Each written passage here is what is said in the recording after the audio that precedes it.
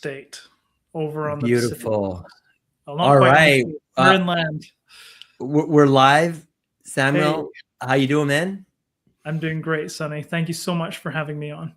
Yes, I am quite excited. This is one of my last meetings for the day. It's Thursday.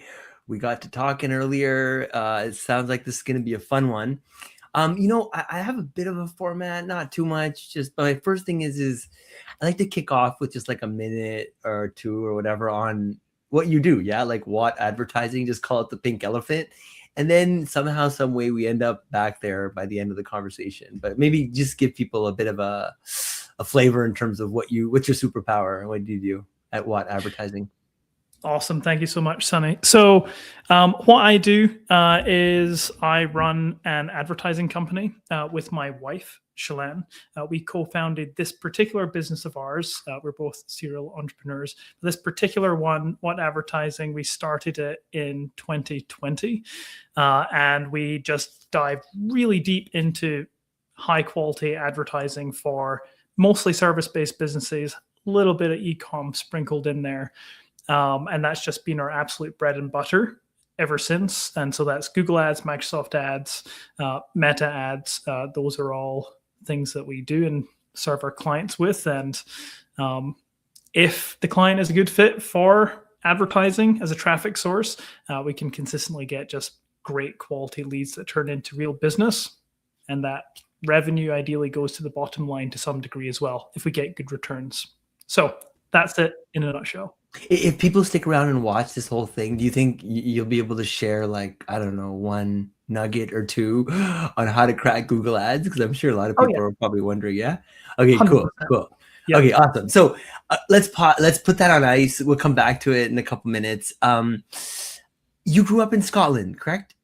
That's a complicated story. To a degree, I grew up in Scotland, but a lot of my childhood, strangely enough, was spent in Central Asia in two countries, in Turkey for a year or so, and then Uzbekistan from about the ages of 4 to 9, where my parents did humanitarian work over there. And I've been extremely obsessed, you might say, with poverty alleviation since that kind of an upbringing. And then around 9, 10, came back over to Scotland, did high school and university there, and then there's more to the story beyond there, but I'll leave that for a sec. And then how do you pronounce the name of the university that you went to? Strathclyde, is it? Strathclyde, the place of useful learning, so they say.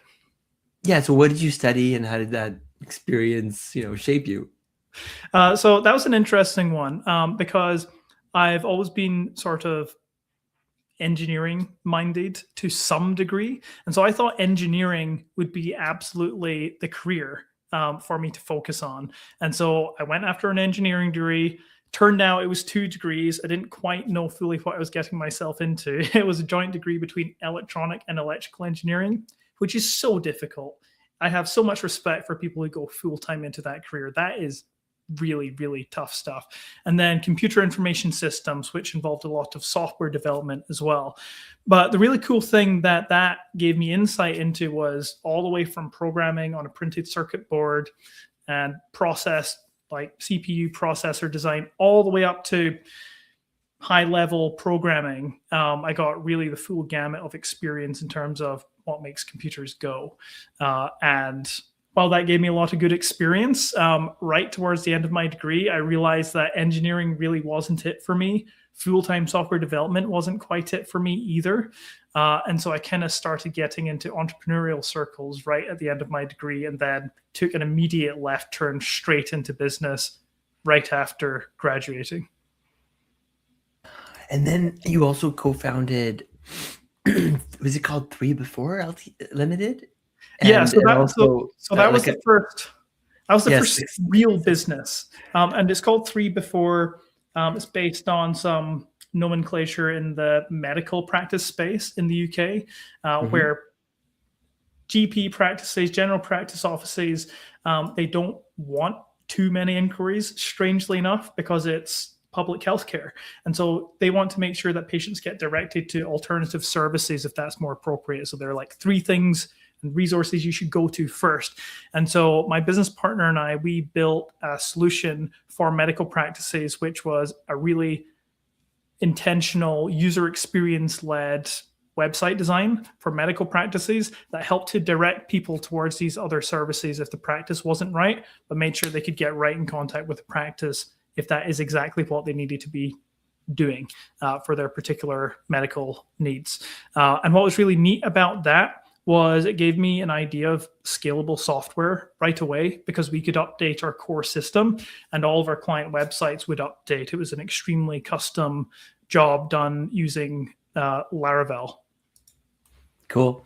So I guess my deeper question there was what drew you to the world of entrepreneurship so early? Well, I always liked disconnecting income from time as much as I could, and I kind of got a big brainwave around that when I was about 15 years old. Okay. And this is when, I've always been kind of tech savvy, and I would go around school and I would ask who needed help with their laptop if their laptop was slowing down, and I'd go and do malware checks and defrag their hard disk and give them back a laptop that felt brand new again. And then I went to a church that needed some help with all their old computers, and I charged per computer and laptop that I was working on. And I had several going through these tests, and I had all these systems built out, and I had everything following, all the computer following these scans and systems. And I realized as I was sitting there letting the laptops all do their thing, at one point in the process, I realized I'm being paid per computer here, but lots of things are running in tandem at once. And I realized, and I worked out my rate with how much time I put in. My rate was something like £60 an hour, which is like, I don't know, like $80 an hour or something. And I was 15. I was like, hold on a second. There must be other ways in which I can accomplish this sort of productivity efficiency while providing genuinely that amount of value to a customer. And I think that's where it really got under my skin. I was like, there are smart ways to provide value and to also extract value for yourself out of the market in a fair way. I love that. So you landed in America with a duffel bag full of whiskey. Yeah. Tell me that story and what made you leave Scotland? Love, man. I fell in love. That is really the reason why I'm not in Scotland anymore. I honestly had no idea that I would end up in the US. I kind of had some designs on Canada. Curious that you're from there or lived there. And basically, I had a really odd experience where I was working on a podcast. And the guy who was running the podcast, I was helping with the online community, hosted a couple of episodes on there. It was called Successful Dropout. That's a whole other conversation if you want to go there. But one time I got on a Skype call back when we all used Skype before Zoom took over the world. And I was talking to the guy, Kylan, and he said, I've got someone for you to meet.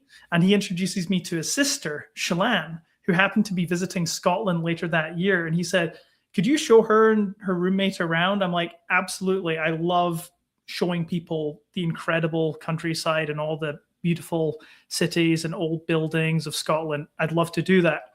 And so we talked a little bit, Shalane and I, pretty casually leading up till that trip, although it became quickly obvious that we were becoming more curious and interested in each other. And of course, when you meet someone online versus meeting them in person, like you've got no idea if there's going to be a big gap or if it's going to be a congruent experience.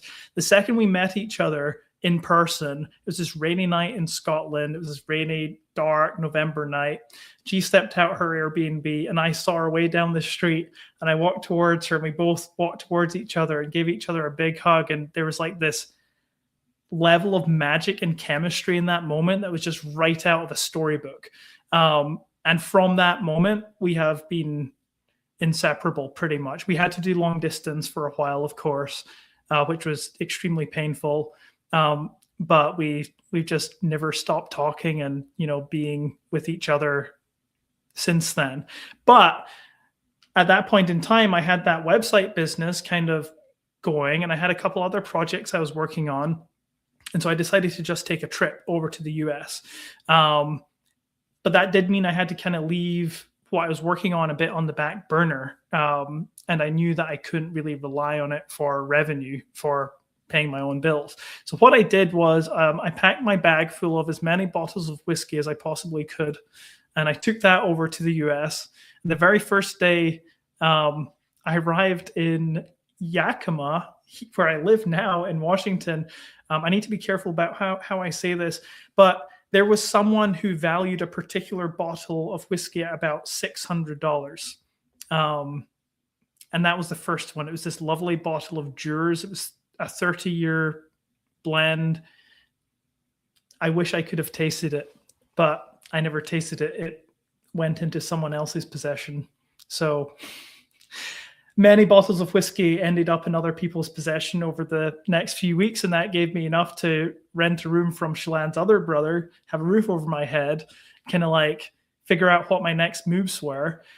Spent as much time as possible as I could with Shallann, but I did manage to run off to an entrepreneur conference in Boise in Idaho, where I met a few of my first digital marketing clients. Little did I know back then, but I started taking on other projects like, basic WordPress, website development, SEO, some paid ads. And I saw the demand in the market was just rampant for digital marketing services.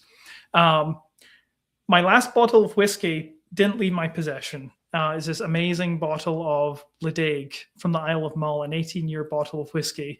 And I served that at my wedding because Shallann and I decided we're going to get married. This is it. I'm going to stay and be here. And this is where we're going to start the rest of our lives. But once I had no more whiskey left, I needed to find something else to do. And I couldn't go back to really the other businesses I was working on and back in Scotland. And so I really leaned into digital marketing. And from there, leaned into the paid ads side, especially going into 2020. And that's been the focus ever since. And that's how that kind of comes full circle into the advertising story once again. That's super cool. So what was it specifically about Google Ads that clicked for you over, other types of marketing? Clicked for me, huh? Pun intended or not. Where it really clicked for me was, out of all the things that I had been doing on a more general basis with digital marketing for clients, where I saw the most tangible, direct results, reliable results was from Google Ads. And this is what started to kind of mesmerize me about the whole technology of Google Ads. I still think to this day it's the gold standard in online advertising. Some businesses, Meta Ads really is the gold standard, but for most businesses, especially if you are in service, the gold standard is Google Ads, because nowhere else can you go somewhere and say, hey, I like this I need this solution. It could be something as simple as, I need my toilet fixed. And then you immediately get highly rated plumbing companies or whatever the company is. And if they've invested money in ads, then they show up right away. And Google rewards relevancy, not just with their organic results, but in their advertising results too. So the better and more accurate and more relevant your advert is, the better you connect with your customer, and the better win-win situations exist in a business sense, where people get a great service that's fair, meets their needs, solves a problem for them, and the business also benefits and gets to grow and acquire more customers and gain market share. And so there's nothing like that that's ever existed before. And we've yet to really see the next iteration of advertising come online inside of LLMs, although that is here, just untested, but here. And I just think it's an incredible technology that serves so many businesses beautifully. And so when you first started managing ads for clients, was there like a moment where you thought, okay, this is my thing? A moment. I don't know if there was a particular moment in time where I thought this is exactly the thing. And part of that is because we're not just an advertising company. People find it pretty hard to swap us out with just some other advertising vendor. And the reason for that is we're we're very, very good at infrastructure. And so I'll use an analogy. Do you ever watch Formula One? I'm sure some of your audience do. Of course. Yeah. So Formula One, the most technologically advanced motorsport in the world. These days, every team has a cap of about $145 million a year, something like that. They've got the same, not all of them can use that, but the top teams all max out that budget as much as they can. So you've got the same number of resources, access to the same kind of technology, access to the same kind of tools. But what makes a difference is team strategy and that kind of coordination and infrastructure layer. And that's what really separates a first place out from a fourth place in Formula One. Many, many times you'll have the best car on the track not doing as good a job as a team that's better coordinated. I mean, there's been a lot of controversy with Max Verstappen at Red Bull, with performance kind of dipping and then going right back to a really good place after a new team principal comes along and shakes things up a bit.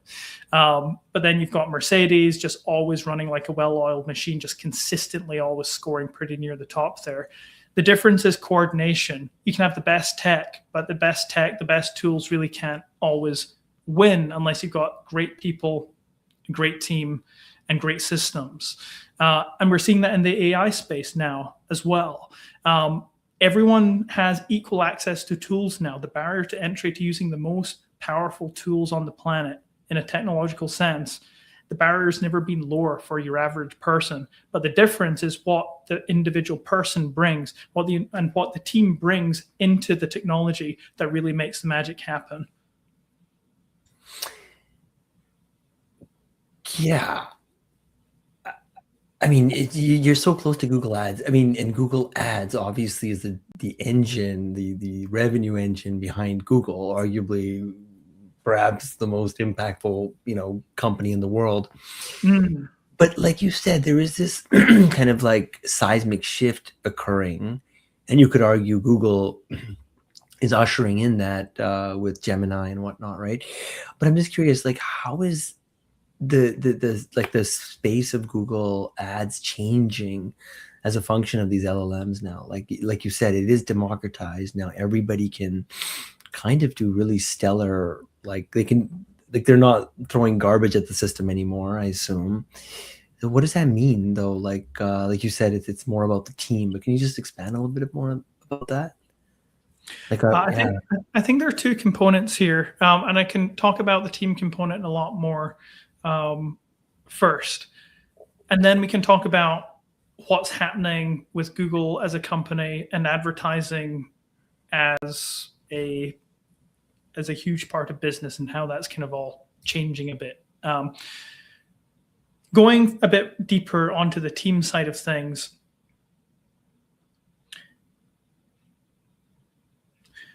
one of the reasons why we have chosen to keep a small team instead of growing into several dozen strong or several hundred strong sort of agency model is people really like the high trust environment that we've created with our team, where who you talk to at the beginning of the process are the same people that you talk to throughout the process. And you have on your team, like, they're fixtures. You don't just get passed around rep after rep after rep. It's not the kind of business that we wanted to build when we built What Advertising. And that kind of comes down to some of my core ethos, which right at the beginning of the business, I had it written up on my wall, is that I thoroughly enjoy spending time with a key relationship in all my business partnerships. And the more I focused on that, the more it's become true. And a big part of that is creating really high trust environments where we're not some vendor, but we're on your team. And whether things are going well or going miserably, like, we're there to fix the problems and be on site. And you can do that effectively with a compact team. What that really means is the level of competence per person in the organization is so much higher than if you work with a very, very large company. And it allows us to do things that other folks in the advertising space struggle to do well. And where we find ourselves winning business against our competitors is that level of organization. And I'll give you an example. Right now, we're running ads for, I didn't expect to end up doing something in the education space, but we're running ads for charter schools through an organization that develops funding options for people that want to start putting a school together in underserved areas. They also own some real estate and help people get connected to real estate for school buildings, things like that. And then marketing is one part of what they do. And that's where they needed a lot of help. They've been relying, actually, I'll just sprinkle some AI in here. They've been relying very heavily on Performance Max, which is the most AI-ified version of a Google ad campaign that you can use at the moment. And while it has a place in lots of account strategies and filling in the gaps of traffic and reaching people you might not otherwise be able to, we don't allocate an enormous amount of budget towards that, maybe 20% max for an overall strategy. But generally, we still love traditional search campaigns that are keyword focused and intent focused. It really keeps that finger on the pulse with what people are looking for and what you can provide right in front of them once they make the search. When we took on this client, we had some practice in working with large multi-account situations. For example, we worked with over 100 therapy clinics last year through a marketing company that was focused on that space. We took over all of the ad management for them. And so we'd had a bit of practice with that level of complexity. But in this case, for this year, it's probably going to be between 20 to 50 ad accounts, maybe a couple dozen schools. Some of them are running on Google Ads and Meta Ads. Some of them are just Google Ads. But the level of organization is what's made it possible for us to run and manage these ad accounts with a compact team. And AI really did help with that picture. I wouldn't say it would have been possible without it, really. The breakthroughs in AI recently have made a whole new set of situations possible that weren't before. But it's the team that's the most important thing still, because the technology is changing very quickly. And I believe that a year from now, we could build something better and more suited to purpose. And we couldn't do that without a really high quality team. The big breakthrough that we had was we developed a brand new account management software using Replit, the no-code app development solution. And so what we were able to do with that was build a big account dashboard that was client-facing as well as internal-facing. It's kind of separate from some of our core systems, but also we built a whole ticketing system in there so that people could create tickets associated with specific accounts that are developed as part of this whole app. And that's now our primary mode of communication with the client. It saved dozens of hours from our team a month already since launching this. It took 2 weeks to develop and get live. It took about $600 in Replit server costs, but it would have cost between $50,000 to $80,000 if you went to a traditional app development process. And basically, I put my old user experience hat on from the medical practice website days. And I was like, I know what to do to create a really sleek, intuitive user experience. So I never thought I'd really use that knowledge again, but I was able to import that knowledge and without any code, develop this thing. But then again, it was the team. I couldn't have got it live with a client in 2 weeks if the team hadn't been testing this thing relentlessly for hours and hours and hours. And I said, look, I'm so close to this. I'm building it, but I need all these various use cases tested because you understand what the client needs in some ways better than I do. You understand some of those conversations better. We need to make sure it's super sleek and functional. And since launching, we've added a couple of new features, but in terms of bugs, there have been 2 bugs and they've taken minutes to fix. This is exceptional. This is groundbreaking. This has never been possible before. This is new as of 2026. It's blowing my mind. But the technology is exciting, but it's not the most powerful thing. That's my argument here. It's still people. People empowered by technology, sure, but the people and the coordination layer of the people, that's a superpower. You can't replace that with a new iteration of AI. You can't just dispose of it completely. You talk a lot about mindset, yoga, meditation. and high frequency alignment. How does that spiritual side show up in how you run your business? That's a really good question. And I'm hearing kids in the background for you. Yeah, babies are Which, home. which is awesome. I've got an amazing little son. Parenthood really teaches you a lot about that spiritual journey, for sure. It awakens you spiritually more than like all the meditation. I feel all the kind of like practice type things that you do. You really step through a threshold if you have the privilege of becoming a parent. But where my journey in spirituality really interfaces with things is like a lot of what you learn when you have a meditation practice is observation. And of course, a lot of that's observation of the thoughts, what's going on inside you, what your emotional states are. And as you're able to really understand what's happening inside your physiology, and there are great practices like yoga nidra, by the way, which are these, it's like a guided meditation where you lie down and instead of taking a nap, you do a body scan. And that activates your rest and restoration part of your nervous system, your rest and relaxation, instead of your fight and flight, which is constantly on these days with being vividly connected with these extremely stimulating technologies. So that kind of came out of my meditation and yoga practice in the last 2 years. And I use yoga nidra maybe 2 to 3 times a week minimum. You feel like you've just had like a 3 or 4 hour nap, even if you can just invest 15 minutes doing this body scan. But one of the things it does is it puts you in touch with your body and what's going on inside of you. And the more you understand these processes that are happening inside of you, mentally, emotionally, physically, the more aware you become of external processes as well and how the world works. Another meditative practice, it's one of my favorites, is cooking. Marco Pierre White, the multiple Michelin star awarded chef, he always talks about investing your time and taking your time, paying very close attention to the process, using all your senses. You can hear whether if you're like cooking some meat, if the moisture is evaporating off, or if the fat is starting to render and it's starting to cook in its own fat. Things like that.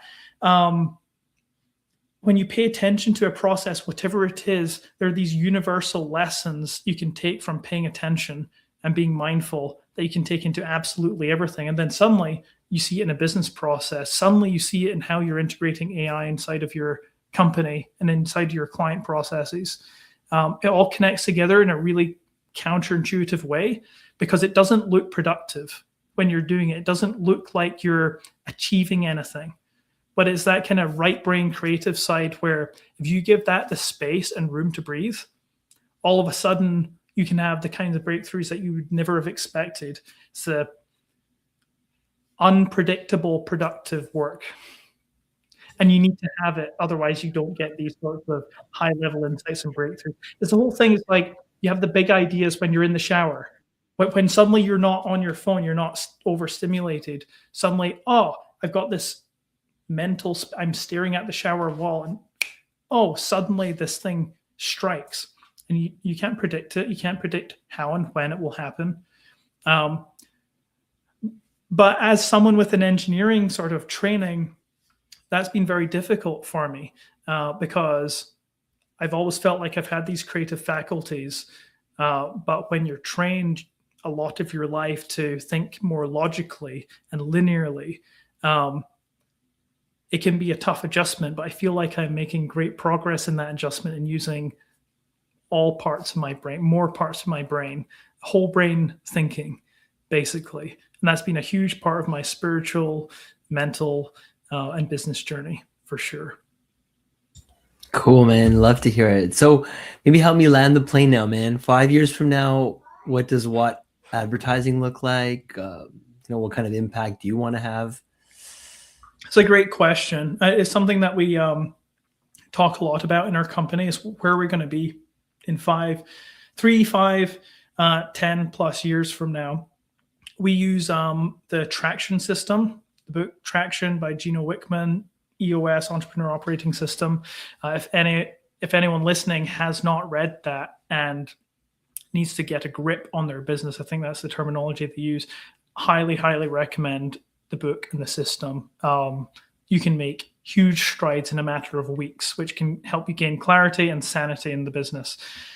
So we've been using that for about 3 years now, and it completely changed the direction of the business. We started saying no to a lot more things. We got a lot clearer on our ideal client profile. We got a lot clearer on where we wanted to go and how we wanted to fit into the market and fit into our clients' businesses. Basically, where we're going is we want to become marketing infrastructure that becomes utterly indispensable for our clients. Basically, we want to provide a service so good that it makes sense to work with us for 10 years plus, because we make that much of a difference to the business. Of course, in any business, you've got 3 core pillars. There are more, but 3 core ones. You've got operations, sales and marketing, and finance. And we're getting really, really, really good at the sales and marketing arm. We offer truly exceptional advertising services, but we also have call handling available. If people are struggling with speed to lead, with picking up the phone with all the leads that we're sending them, you solve that problem and you can make your ads 3 times more effective easily. And so we want to be extremely valuable in the market for companies that have extremely complex advertising needs. And they need that complexity handled for them, because all the tools we have available, a lot of things can be automated, but it's still a human game. We're advertising to humans. And so a human needs to be in the loop no matter how powerful the technologies we're using get. And that's our superpower in the market. And that's where we aim to serve. I love that. Well, we've got 21 people listening live with us. And hey, hello, everyone. Yeah, everyone else that checks in the future, thank you all for listening in. This was great. Anything else you want to share in terms of maybe your website, where people can learn more about you? Do you blog somewhere, or is it LinkedIn? Sure. Great question. So best place really to get in touch with me is LinkedIn. It's where I'm the most responsive. Like if you connect with me and message me on LinkedIn, you will get a reply within a day or 2 easily. And I have a newsletter, which I'm restarting this year. It used to be extremely consistent every single week, with sort of my adventures, my philosophical musings, which people might have had a bit of a taste of here today, and everything that we have coming through the works for our existing and new clients at What Advertising. We're kicking that off again, and there will be more information about that, all my content on LinkedIn as we get that rolling as well. So LinkedIn's really the hub to get in touch with me, keep up to date on what we're up to, etc. So that's the best bet. Cool. Awesome. Well, thank you all for tuning in, and until next time, and Sam will just hang back a minute here.